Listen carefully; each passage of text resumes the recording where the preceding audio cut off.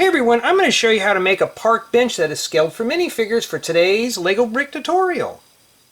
Let's begin our bench with a 2x8 plate. Then I'm going to take a 1x3 rounded plate. I'm going to flip it over and place a set of studs on the bottom. These are going to be our legs.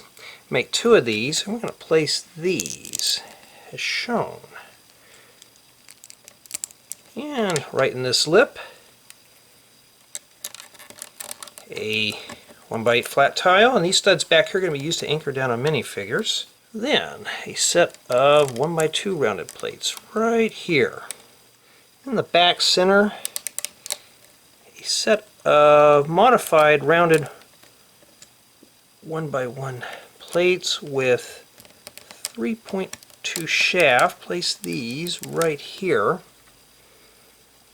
And then one of these 1x6 fencings with the studs on the top. We're going to place this as shown. Now these are not going to fit in there all the way, but we don't want that because we want it to be more decorative here.